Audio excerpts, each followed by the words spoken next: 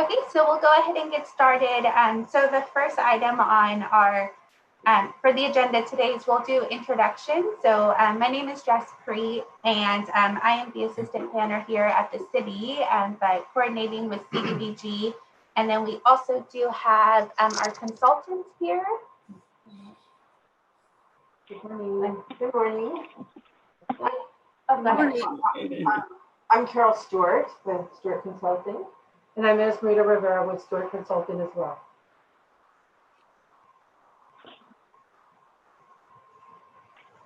And we also have our director, Ben Moody. He's online as well. And we do have Paul Ashby with Adams and Ashby Group, who is helping us, who's helping the city as well with Cdbg programs.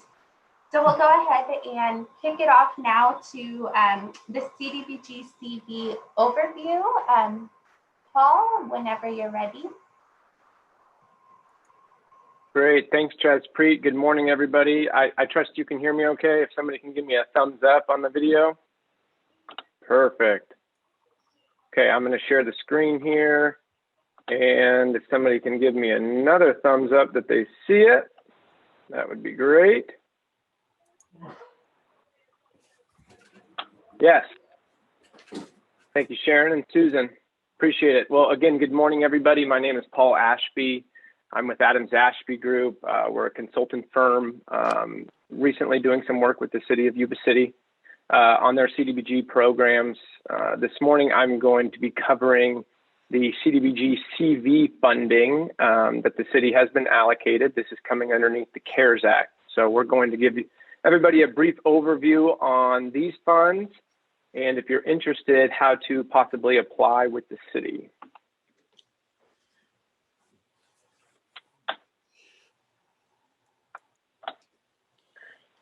So just a quick general overview on the Cdbg program, which I'm sure the city is going to cover in the next presentation. But as you're all familiar with, this is the Community Development Block Grant Program. This is a federal program that comes down through the Housing and Urban Development Department. The purpose of these funds is to provide decent housing, suitable living environment, and expanding economic opportunities for low and moderate income families and individuals. So we're always looking here at the 80% or county median income when assisting folks with Cdbg dollars. We have two programs. The city of Yuba City participates in the entitlement program, meaning that they get their funding directly from HUD and does not compete with the state for these dollars. So as I mentioned today, we're going to be discussing the CARES Act, which is Cdbg Cv, we're going to call it, which is COVID-19 funding through the Community Development Block Grant Program. As many of you are aware of the CARES Act, this was passed back in March 27th by Congress that funded over $5 billion to the Community Development Block Grant nationwide. That then got trickled down to states and jurisdictions that participate in this program. These funds are used to prevent, prepare for, and respond to the coronavirus. The city of Yuba City received two allocations underneath this program, CV1 and CV2. The total dollar amount for these funds is $824,716.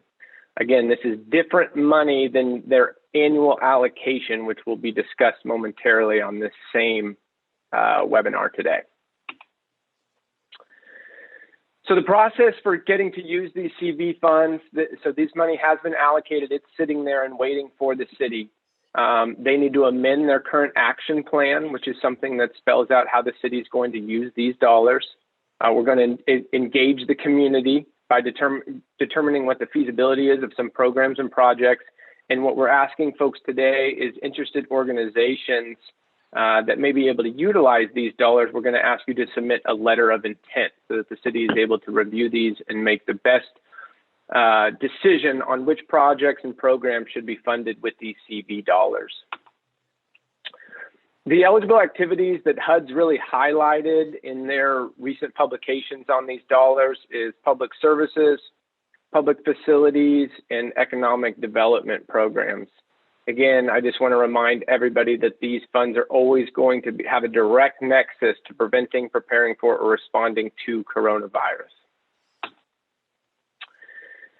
So public services, which I'm sure many of you on the call are familiar with through the typical annual entitlement program. These are funds to pay for labor, supplies, and materials for an eligible public service within the community that is serving a low moderate clientele. In this case, a few examples that we have here listed: homeless services, vaccine distribution, health services, Meals on Wheels, food distribution, subsistence payment program for keeping folks in their house, subsidizing, paying for rent when they're behind, are some of the biggest examples that we've seen HUD use and other jurisdictions use. One thing I will point out is that the public service cap, if you're familiar with Cdbg program, has been waived for the CV dollars. So the city is not limited to 15% of these funds just for public services. It could go up to the entire amount when you're using Cdbg CV dollars. But these are just some examples to at least, get the wheels turning on some ideas that we've seen and that HUD has came out with.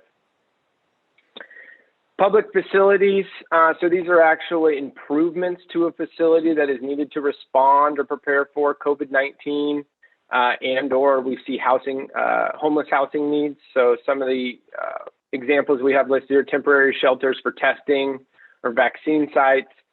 We've seen a lot of folks use dollars to try to get non-congregate shelter improvements in place to try to quarantine individuals so that everybody is not together to reduce the spread of COVID-19. And then the last example here we have listed is economic development. So this is going to be your business assistance, micro assistance programs. This is focusing on businesses within the city for working capital, basically, to pay for meeting payroll, to make rent, utilities, pay for PPEs, equipment, social distancing items that they may need in a restaurant, setting up outside eating establishments outside their restaurant. So these funds are pretty flexible, and they can be utilized either as grants or loans to these businesses. When giving these dollars, the focus is always going to be on retaining or creating low, moderate income jobs. So just quickly to hit on the national objective requirement for Cdbg, I do want to remind everybody that the federal requirements are still going to be in place on CV monies for the most part.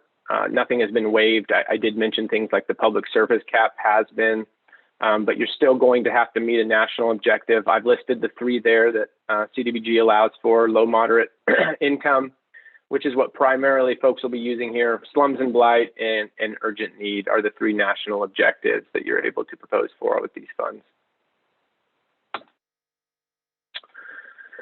Duplication of benefits. So this is something that we wanted to just bring up to everybody because this has really been stressed by HUD. When you're thinking about programs or projects that you may be interested in submitting an application, or we'll call it a notice of letter of intent to the city, HUD has been stressing that we need to avoid duplication of benefits. So what is a duplication of benefits? So this occurs when a person is provided financial assistance that covers the same cost from multiple funding sources.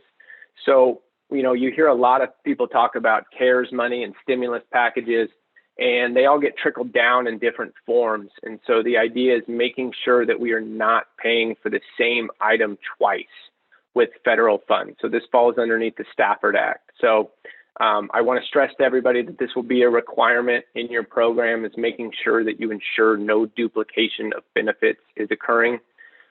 Typically by this, that means that you need to have some sort of policy in your guidelines on how you're going to address duplication of benefits, and then you would actually ask applicants for some sort of proof or other sources that they may have received to ensure that this is not a duplication of benefits.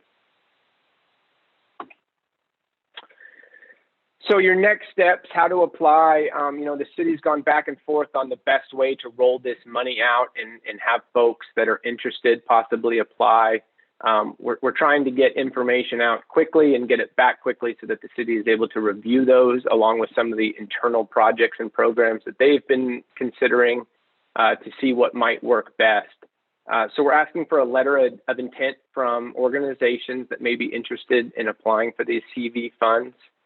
You'll see there on the bullet points, who you are, who your partners are, the what, the why, the when, and the where.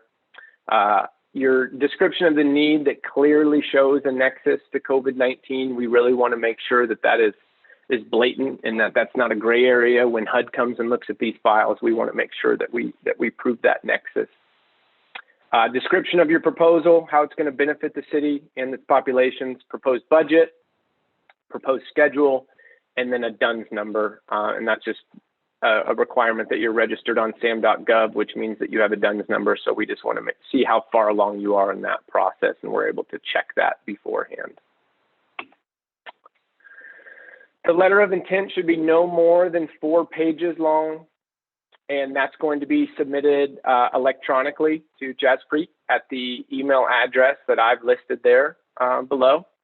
And we are going to give folks 2 weeks to put those together. So you can go ahead and make it a PDF attachment and just make sure that you have that in your subject line, that is a letter of intent for the CV funds. And if you're interested, please make sure that you submit it by 4 p.m. on March 16th to Jaspreet, again at that address. And we can send that out to folks if you do need that as well. Next steps. So this is at least a rough schedule, where we go from here. So after March 16th, the city will be reviewing those letter of intents that come in. That next week, they'll probably ask for any clarifications that they might have, some more specifics on your programs if there's any anticipated questions. And then we're hoping to get this back to City Council by April 20th, which would be another public hearing and approval so that we can move forward and get this amended into the action plan and begin getting these funds out into the community.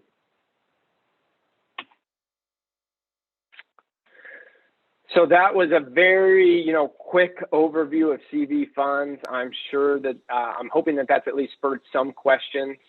I'm going to open it up to folks here. You're welcome to raise your hand. I can already see folks are doing that. I'm going to stop sharing my screen just so that I'm able to see folks. And then if you can start, or Jaspreet, if you want to try to run through questions, I'll try to answer as many as possible here before you move on to your next item.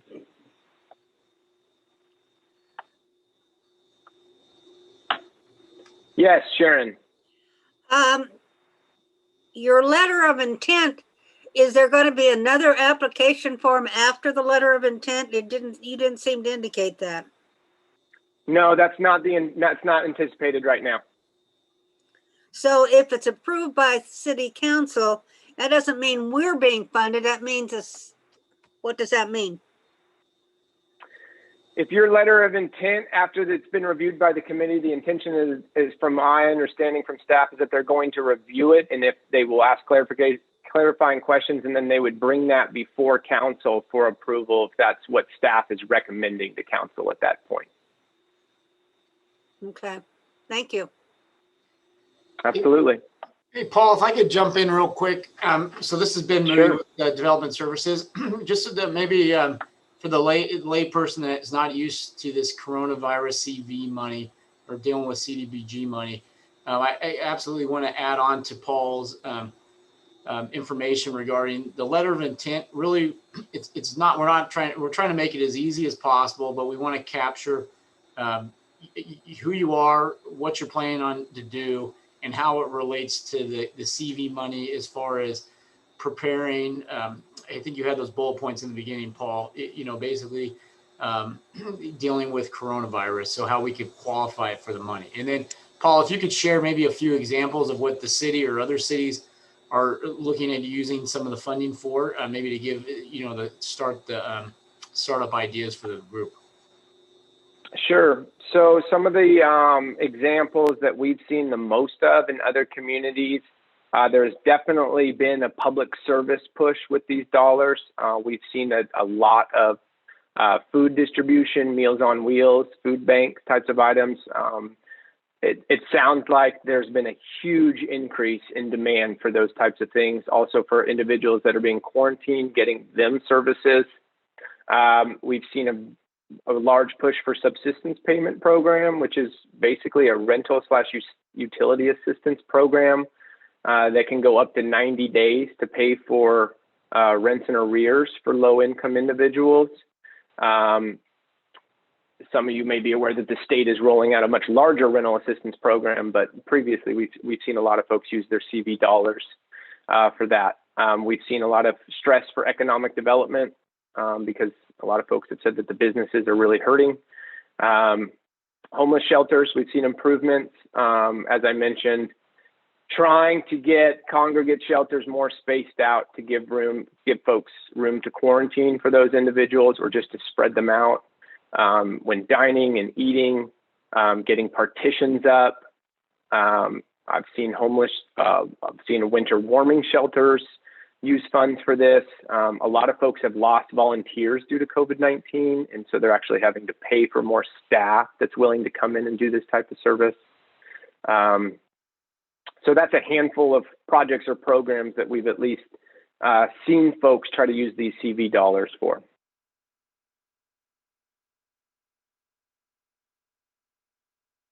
Yes, Susan.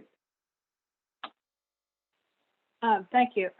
Would it be possible to get a copy of the slides that you showed? I'd be happy to. Okay. And also, what would be the reporting on this grant? Would it be like any other Cdbg reporting cycle? And what is the funding cycle? Is it 1 year? And when does that begin? Of course. So I'm going to defer to Jazz Preet on her reporting requirements on her typical Cdbg program. But as far as CV funds go, yes, it's the same. And as far as I know, the city is planning on doing those same reports that the subrecipient would have to do. So we're still tracking national objective, race and ethnicity, all those typical forms that all those demographics that you're capturing, as well as duplication of benefits. Most public Jazz Preet, I will defer to you on how long you typically run your public service agreements for. Is it a 1 year cycle? Yes, that's correct. So it'll be a 1 year cycle, and then similar to Cdbg, we'll have the same reporting that'll be required each quarter. And I think, Susan, you asked one more question on funding. So on March 27th, when the CARES Act got passed, unlike other Cdbg programs where we're always waiting for that funding, it said if you have an eligible expenditure, it could be incurred from that date on. Now, when would your date start with the city? That would be when your subrecipient agreement draft got executed. So crystal balling it, let's say that it was April 20th that council approved it, at least a few weeks to get that submitted and packaged to HUD. So you'd probably be looking at May or June. But I just want to throw out there and remind folks that there is that possibility that you could be actually capturing expenses that were incurred previously. Thank you.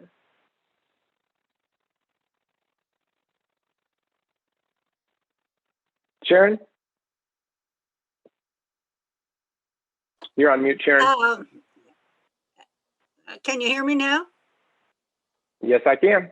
Okay. Now, what was my question? On the funding, if you have a program that you're developing and you want assistance, some more money to go into that program, is that a legitimate grant application?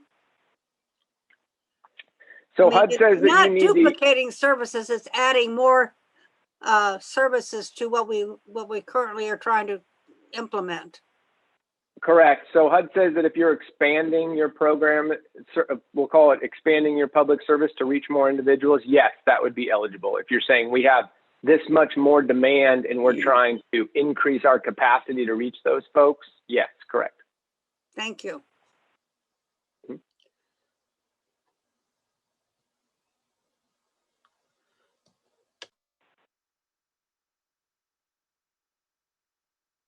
Any other questions come to mind?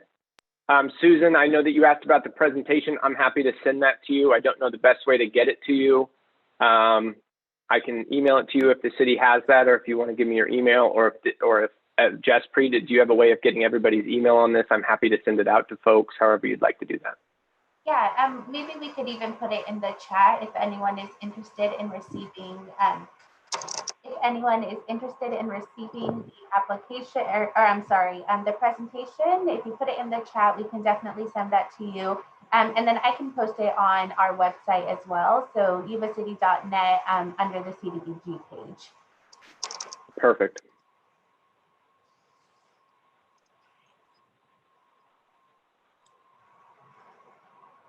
Good morning. I have a question. This is Michelle Blake with Sutter County Children and Families Commission. Good morning. Hi, Paul. So my question is concerning target population. Are these funds available for Sutter County families, or are we limited to serving only city residents of Yuba City? It would be city residents is what the focus would be on with these funds. Thank you for the clarification. Sure. Paul, this is Anna from Freed. I was curious, did you indicate, I didn't hear it, if you did, the amount of money you're looking to distribute for Yuba City? So we didn't give an exact amount on how much is going to be distributed of that total. The total pot, it was $800 and I believe it's $65,000. So as of, that $824,000 is the total that the city has. So there hasn't been a decision on how much would be distributed versus what might be kept internally for their own programs. This is really a starting conversation of what's out there and what are folks proposing, what's the need for it. But at least that gives you an idea of how much is out there. So you probably don't need to come and ask for $2 million.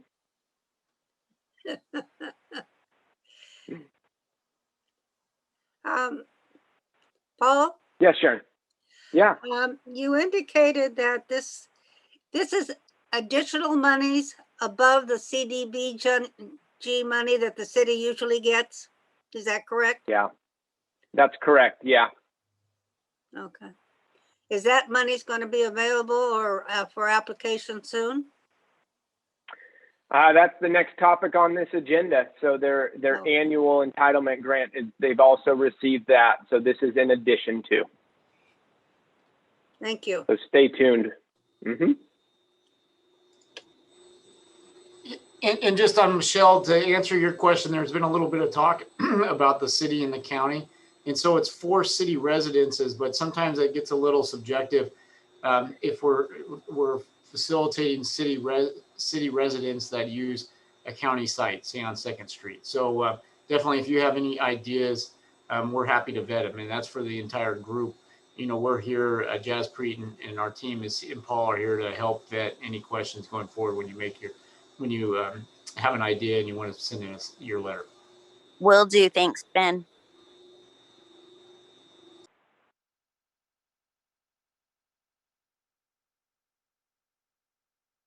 Okay, well, Jaspreet, I think I will turn it back to you. It doesn't look like there's any more questions. Thank you, everybody, for participating. I'll make sure that slideshow gets posted online, and if you do want that directly emailed to you, just put that in the chat box, and I'll be happy to send that out this morning as well. Great. Thank you, Paul. I appreciate it. All right, so we'll go ahead and kick off the next item. So now this is going to be the Cdbg program overview. And then this is for the 2021-2022 entitlement. I'm going to hand this over now to Carol, and she'll go over the process.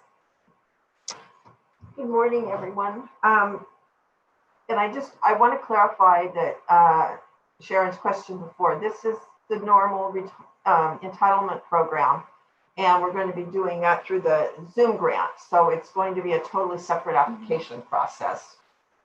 And generally, we have a nice little round table, and everybody gets to kind of participate and say hi to one another. So hi. And but the Cdbg program is our typical funding where 20% of it can be set aside for planning and administration activities. 15% can be set aside for public services. And right now, we have not gotten the actual number that the city will receive in funding for this coming year.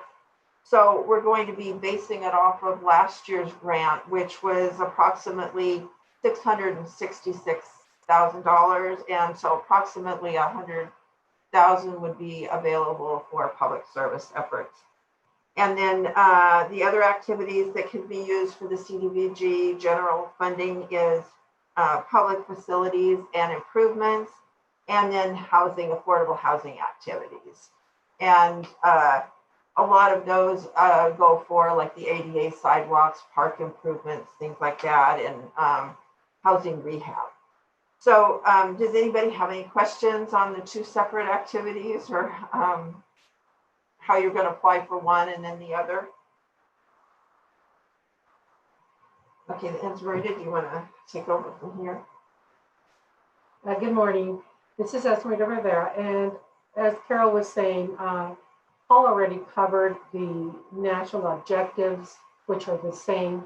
So a lot of this is overlap, and there's no differentiation other than what just Carol pointed out.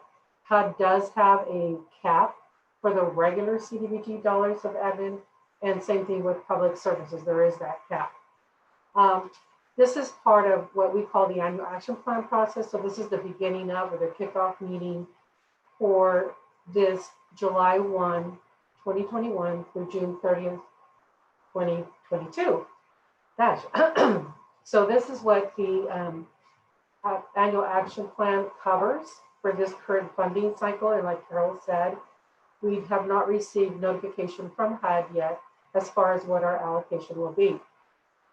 So we will be using, as Carol mentioned, the Zoom grants, which most of you have used. If any of you have any questions or want a direction how to do that, feel free to email Jeffrey, Carol, or I. So basically what we will be doing is accepting applications starting today. Zoom grants is active and live. And if you've not registered, there is a link on the city's Cdbg webpage for that website if you've never used it before. So that is what we're in the process of doing now.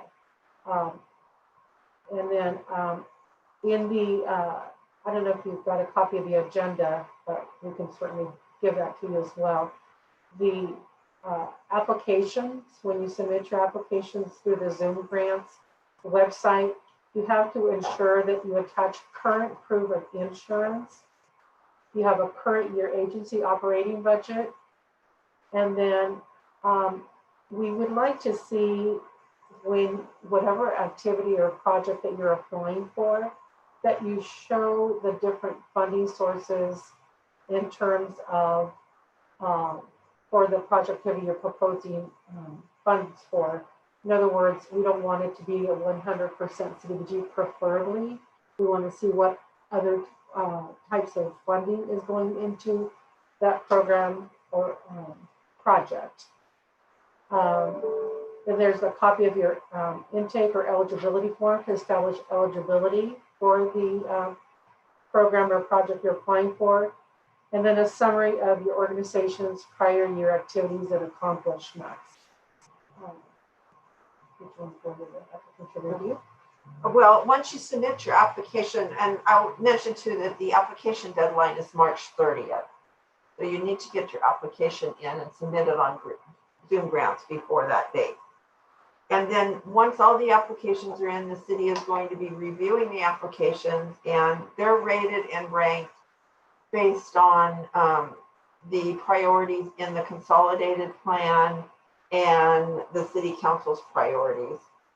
And once those are rated and ranked, the city will the staff will take their recommendations to the city council, and the applications will be approved. And then you will be notified whether or not your application was funded, and then the process of putting together the subrecipient agreements and so forth will be started. And we're just not sure when HUD, this year it was very late when everything happened, so we're just getting our money for last year, which normally is should have been given out last July. So we're hoping things will be a little more timely this year, but there's no guarantees with COVID and everything going on. Does anybody have any questions? your application should be either, shouldn't be a contingent, CDBG money is not really meant for continuous funding of an activity. You should either be expanding your activity or it should be a new activity. And so make sure that you point that out in your application process. And do you want to take the next one? As far as for applications, so this is for your public service grant application request, your funding request. Again, make sure it meets one of the 3 national objectives that Paul pointed out. Same requirements for these funds. It has to benefit low mod, income persons. And it also has to, for public services, we have a minimum funding threshold of $5,000. Meaning in the past we had, people asking for $1,000, $2,000, and it's administratively cumbersome to just, for those small grant amounts. So we do have that minimum of 5,000. Obviously, because it's limited, public services category is limited with 15% of the annual allocation. Like Carol said, it's 100,000 or so. You can't, you can, but you can't apply for the full amount because majority of the times you may not be approved for that amount. So we kind of have to be realistic. And like Carol mentioned before, we have to see what other funding sources there are, and that Cdbg is not the only funding source for that particular public service. We also like to see that there's collaboration between agencies. Some of you out there serve the same population, or maybe it's very similar, provide very similar services to the community. So if that would be the case, then we prefer that you join together and maybe have a joint application, have someone be the lead agency on that, whether it be food services or, any kind of senior services. There's a lot of same population served by different agencies at times. We understand that sometimes there's different types of services you might be providing to that population. And that's what you might want to identify in the application so we know why we're receiving multiple funding requests for the same population, or even if it's the same program, such as food services. And Carol already mentioned the due date, and that is 5 p.m. When the applications are due, Tuesday, March 30th of this month. So Zoom grants will automatically turn off. So you want to make sure that you actually submit your application. Sometimes you could save a draft or go back in there and finish it up, but you want to make sure that it's submitted no later than 5 p.m. on March 30th. Our tentative schedule, I believe, for taking it before City Council is the middle of May. The city's annual action plan must be submitted to HUD ideally by middle of May in order for HUD to release the funds effective July 1st. Obviously, that's the ideal scenario. It doesn't always happen because of different delays in funding. And sometimes maybe certain council meeting dates aren't available. So worst case, if we submit it, let's say in June, HUD by regulation has 45 days from the date they receive the city's federal application for assistance. They have 45 days to review and approve it. So whenever they have it in their office is when the 45 days starts ticking.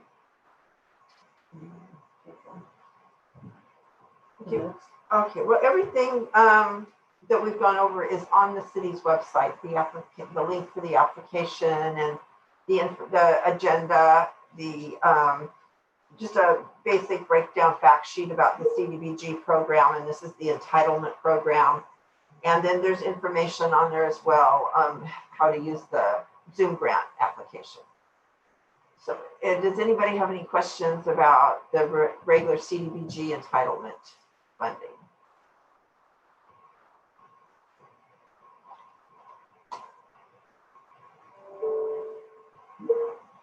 I do. I'm Susan from Bridges to Housing, and I'm I'm hard of hearing, so with the masks on, I was unable to hear most of what you were saying. It's just a little bit too muffled. But if everything that you've said is available on the Yuba City website, correct? I mean, is there anything that? Yeah. Okay. Yeah. Okay. And you're welcome to call us individually and talk if you have questions. But it's basically the same. Everything's the same as last year for the general Cdbg funding. Okay. Great. Thank you. You're welcome. I have a question. Okay. Can you guys hear me? Yes. Yeah. Okay, great. I'm Johnny Burke. I'm the executive director of the Homeless Consortium. I just wanted to clarify. I believe I heard you say that you prefer for different agencies in the same area to submit a collaborative application. Is that correct? Yes, that's correct.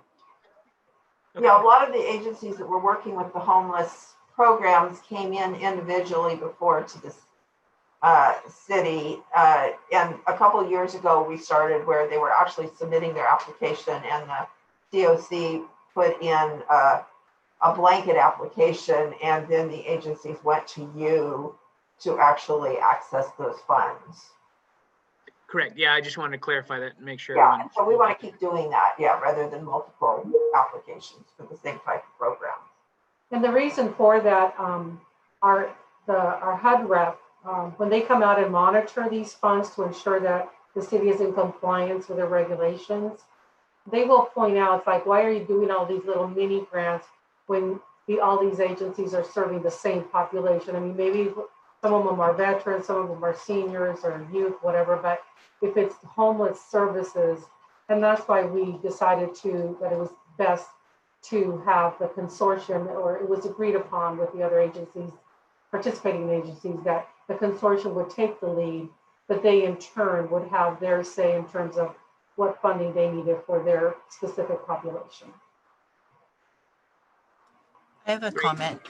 This is Terry Rayleigh from the Sutter Yuba Homeless Consortium. Hi, Terry. Hi. I just wanted to if there's anybody on this Zoom call who hasn't been part of the consolidated application that the Sutter Yuba Homeless Consortium presents, that we would certainly like to hear from you if you're interested. I'm looking at the names. I don't see anybody with an agency providing homeless services that we haven't already contacted, but if there is, feel free to get a hold of Johnny.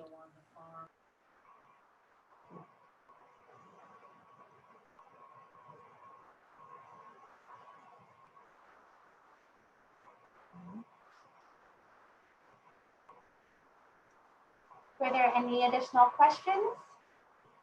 Yes, I have a question. So you're encouraging all of the like-minded nonprofits to put in their interest of participating in this Cdbg typical July 1, 2021 to June 30, 2022 to a main point. How does the distribution then get rated as to who gets what from that group source that everybody has put their application in? Generally, that group source meets and talks before the application is submitted. I'm sorry, I can't understand. Can you maybe demask? There you go. Yes, I'm sorry.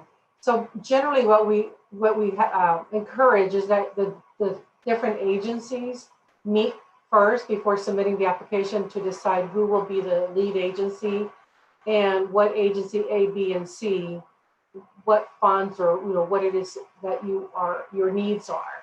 You can say, we definitely need 10,000.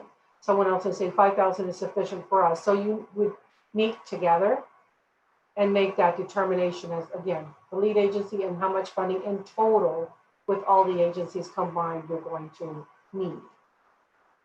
So is there any kind of rating or criteria that allows that determination to be a final? No, that's between the mutual agencies working together on that application. Thank you. And then we rate and rank that application once we receive it. And again, if we have questions on anything that is submitted, via Zoom grants. If there's something that's missing during that, we'll let you know once we're doing the rating and reviewing of it. So you review the consolidated, Application. which is comprised of 2, 4, 10 different partners. You determine its validity at that point as to the distribution amount granted to the various partners in that consolidated application. Yeah, the consortium would come in and say, ask for $80,000, and they're going to break down which agencies are getting those funds. But we're assuming that the consortium is going to vet those agencies and determine that the amount of money and what the activities that they're doing are needed within the community. Hi, Okay. this is Terry again. Hi, Pamela.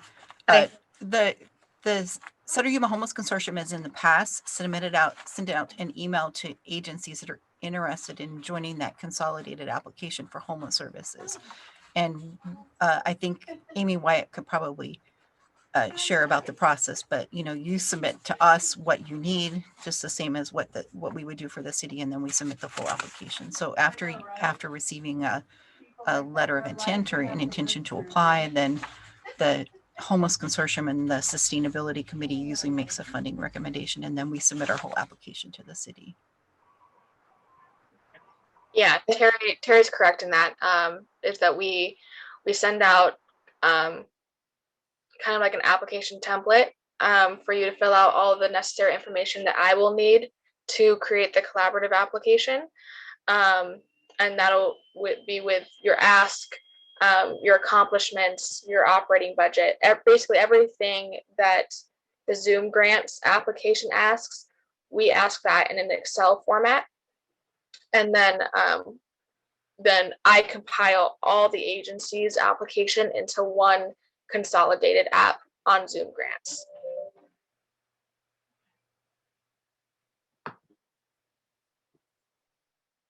So this is Anna from Freed, and we put in for a minor home repair modification program every year.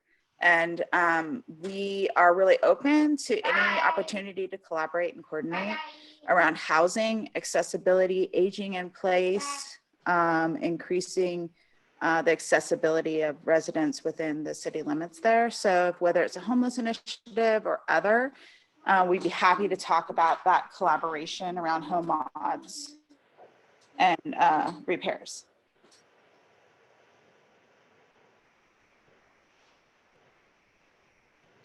I have a question. Would Anna's project be considered public services, or would that be the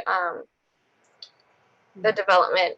No, we actually end up funding the home repair and accessibility improvements out of like a housing rehab category. Okay. So I think what Anna's saying, and we've talked to her, there's other agencies in the area that do similar type things. And if you guys know of any agencies, or there's anybody on here today that might be able to collaborate with them, it would be great if you could do that, because we get a lot of applications and they're doing about the same type of activity. Hey, Anna, this is Johnny Burke. I don't think you'd want to collaborate with us because we do homeless services, and if you're doing home repairs, that's people who are housed. But you might want to reach out to Habitat for Humanity or an agency like that to see if they're putting in, since they do home repairs like that as well. Thank you.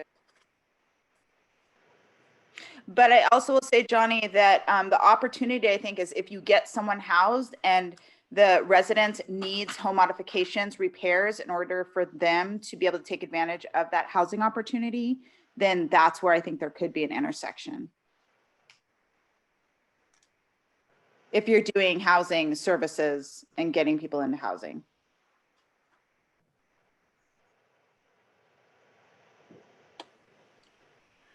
We'll talk offline. Jaspreet? Yes. I'm sorry, I'm listening to what you're having to say here, and did I get the wrong feeling in that you prefer a joint application with several agencies together and running through one agency versus an individual agency coming in with an application? Yes, Yeah, we're saying, basically, we're saying if you're serving the same population or the same need, whether it be homeless services or youth or seniors, and or the activity is one of the same, such as what Anna just said, minor home repairs, and there's more than one agency that provides that service. Yes, we want those multiple agencies to put in, preferably, it's not, you don't have to, but we prefer that you work together in one joint application. Someone to take the lead on that. Like we said, similar to the continuum of care. what we're looking at the consortium to do is, you guys are all members of that consortium. And when you come in and you compete for the Cdbg dollars, we may be giving the money to somebody and the consortium is not having input into that, whether they think that maybe there's other funding out there that could help them better. And, you know, somebody else needs the money more. And so really we want the consortium to be a partner with us and say, yeah, these are the agencies that really need the money and this is how much they need. And then they work with you to go to other funding sources to get funds too.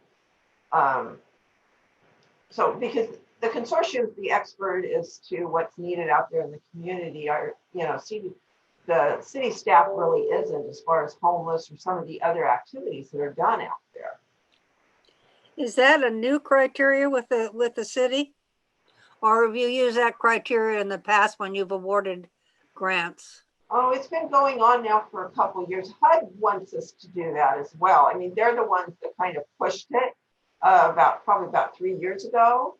They came out and met with the city and saw how many, small homeless grants. And, they said, you really need to work with the agencies and get them collaborating, and especially, because HUD was the driving force between the creation of the consortium. And so they're wanting us to use the consortium as a resource when we give out the money and award the money to the various agencies rather than do it individually based on our limited knowledge. Hey, Sharon, it's Johnny Burke. You guys were with us on our collaborative application the last couple of years, so right. It's not okay. Right. Thank you. Hey, Sharon, I just want to, this has been Moody with Yuba City, and, it's really a win-win for the city, HUD, and your team. There's a lot of pro benefits with it being, if you consolidate the reporting and the application and the grant agreements, a lot of that, it helps streamline it for not only for you, but for us. And so definitely if there's some issues or complications, or you're competing for the same service, we will absolutely hear individually, but we think it's a win-win for the groups if they're part of the consortium to partner up and work, so you're not having to. There's a lot of paperwork burdens that I think could be streamlined if you guys work together.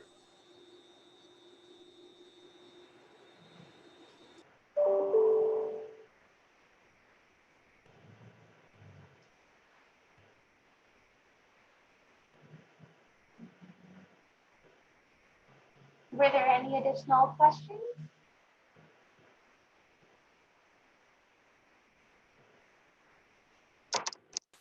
And then just before we go, I'm going to share my screen really quick to show you how we can get to the application, just in case no one is familiar with it. But here I am on the Yuba City website, so www.yubacity.net.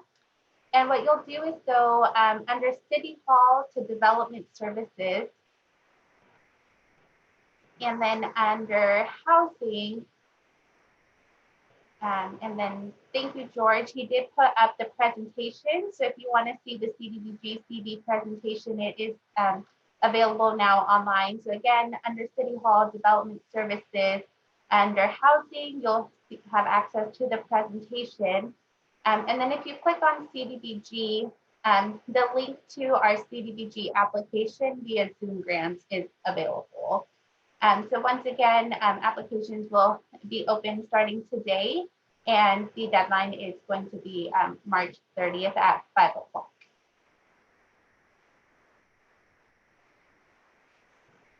Okay, well, if there's any other questions, you guys can definitely reach out to us at any time here at the city, or you can send me an email.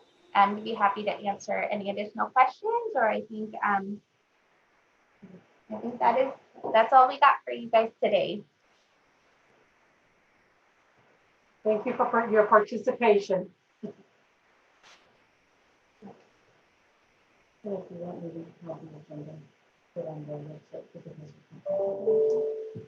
And then I'll also post our agenda online that we went over today. It just have our contact information, including Carol and Esmerida's. So if you do need to reach out, we'd be more than happy to help. So thank you all once again.